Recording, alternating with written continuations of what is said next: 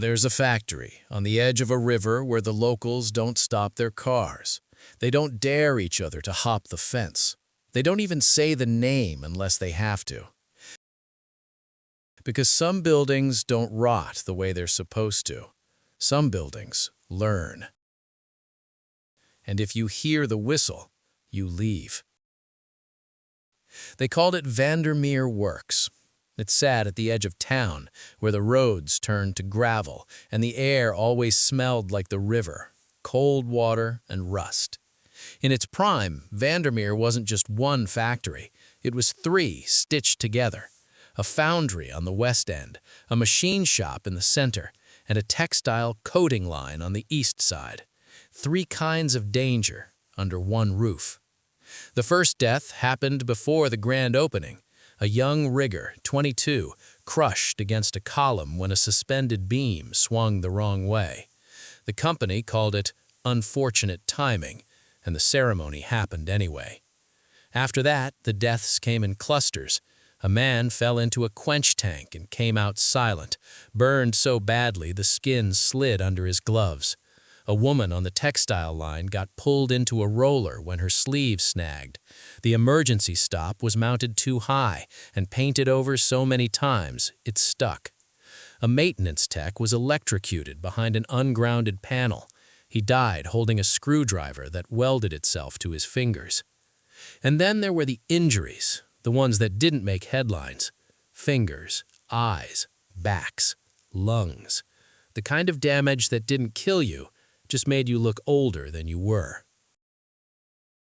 Workers said inspections were always announced.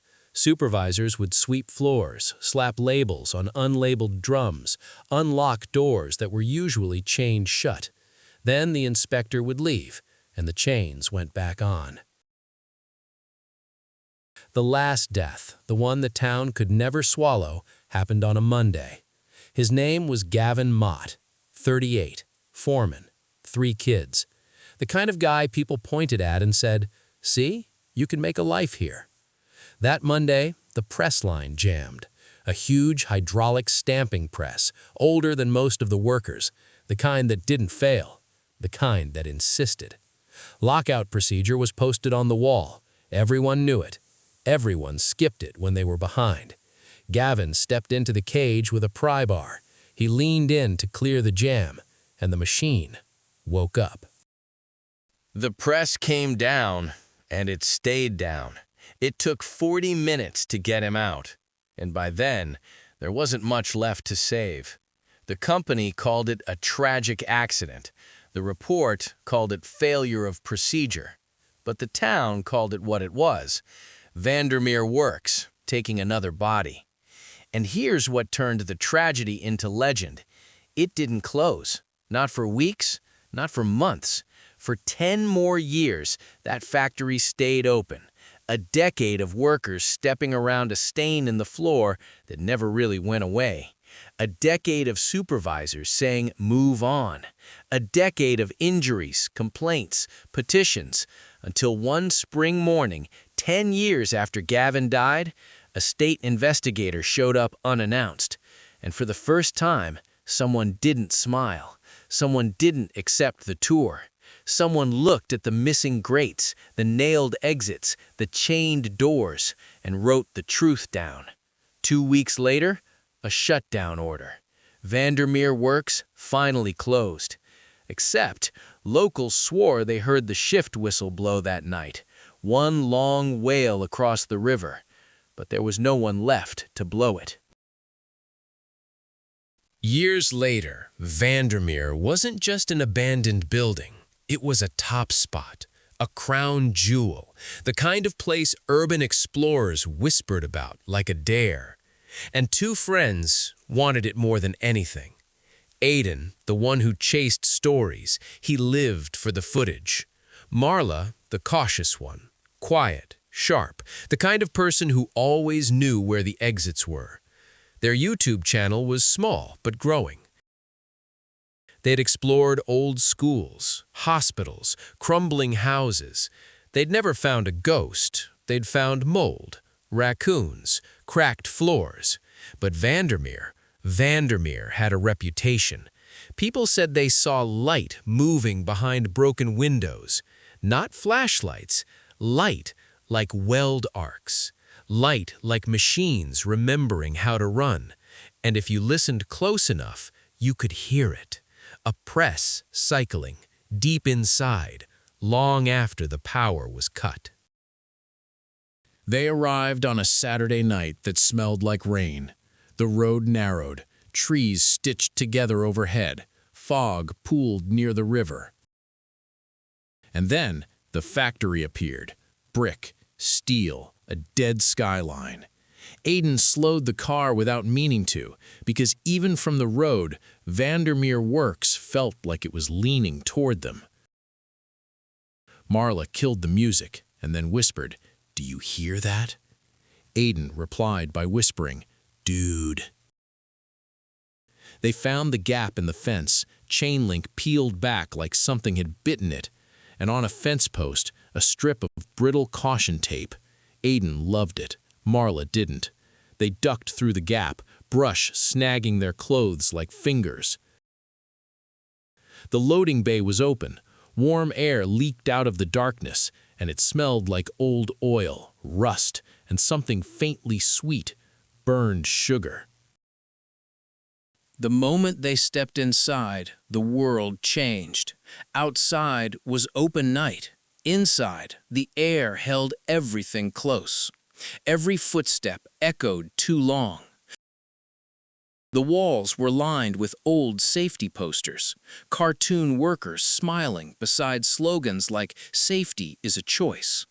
But damp had bubbled their faces until the smiles looked like wounds.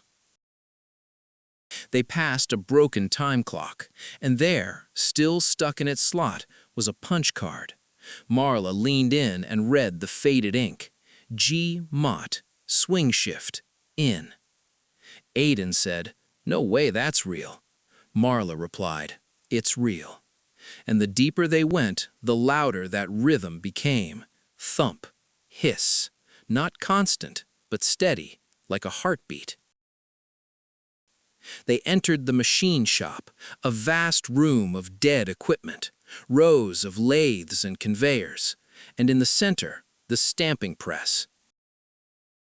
It was moving, not fully, just enough, a few inches up, a groan, then down, thump, a vent, hiss, again, again, again.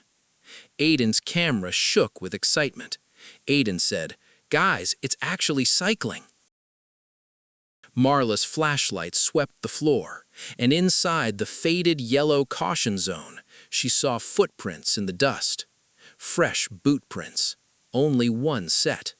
Then Marla nervously said, "Someone else is in here."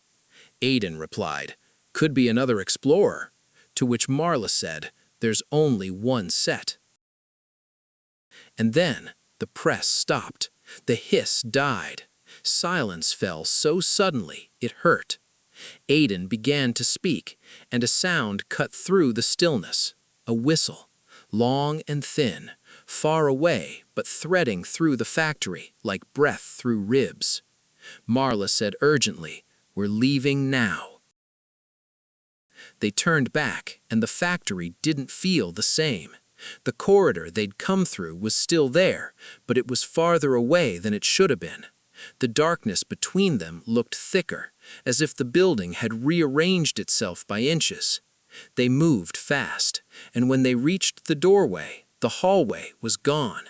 Instead of a corridor, there was a staircase going down, and from below came that burned sugar smell again. They went down because there was no other choice. The stairs rang under their feet. The air got wet, metallic. They reached a tunnel. Arrows on the wall pointed deeper. To boiler room, to dye line, to river intake. They chose river intake because it sounded like air, like an exit. The tunnel sloped. Water dripped like tiny footsteps. Then both lights flickered, not like dying batteries, like something passing between them and a source that didn't exist.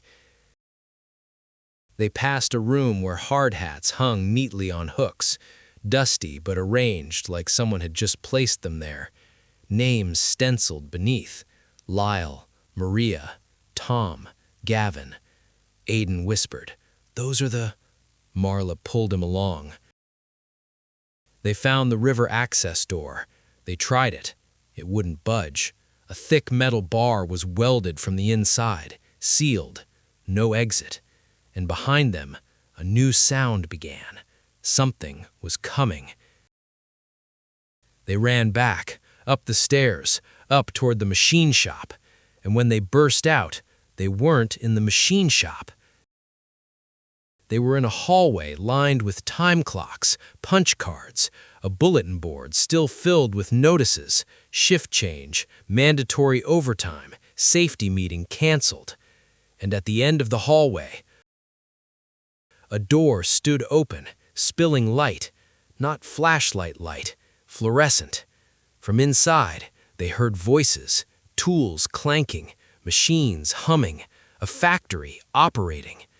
The hallway behind them, the way back, was gone, only solid brick. One direction left, toward the door. As they approached the door, the air warmed. The smell of oil became fresh. The voices became clear. Marla reached the threshold first. She looked inside, and her blood turned cold. It was the machine shop, but not abandoned. Lit. Alive. Workers moved like nothing was wrong. Supervisors shouted over the noise. And in the center, the stamping press cycled smooth and powerful. Thump. Hiss. At the edge of the caution zone, a man leaned in with a pry bar. Gavin Mott, 10 years younger, alive, seconds away from dying. And then Gavin looked up. And he looked directly at her, not blank, not ghostly, human, terrified. His mouth moved, one word silent under the noise: leave. Aiden's camera auto-adjusted, and on the view screen a date flickered into place, as if the camera knew: April 14, 10:11 p.m. 10 years ago, almost to the day. They weren't watching the past, they were stepping into it. The floor tilted like a current. The doorway behind them slammed shut. No handle, no seam, just wall. The whistle blew again, not a warning now. A shift change signal, a dinner bell. And then the press inhaled. Marla tried to scream. Aiden tried to hold on to her. The press came down, and the room lurched like a mouth closing. Aiden's camera clattered to the floor, still recording, spinning on its side. It steadied on the yellow caution line. 2 sets of footprints appeared in dust, where dust shouldn't have existed. Then a shadow crossed the lens. A hard hat swung into view, and on the front, in faded stenciled letters, a name that hadn't been there before: Aiden. The footage ended in static. 2 days later, a teenager exploring Vandermere found the camera. Police searched. They found the gap in the fence. They found footprints going in. They found the open loading bay. They did not find Aiden. They did not find Marla. No blood, no phones, no flashlights, nothing. Just an abandoned factory full of dead machines. Except one officer, standing alone in the machine shop, swore he heard it, a soft metallic rhythm under the silence. Thump, hiss, thump, hiss. And if you stand by the fence long enough, you might hear the whistle again, not as a warning, not as a rumor, but as a shift bell, calling someone else in. If you want more stories like this, like and subscribe, and tell me in the comments, what's the most haunted, abandoned place you've ever heard of that you'd never step foot inside?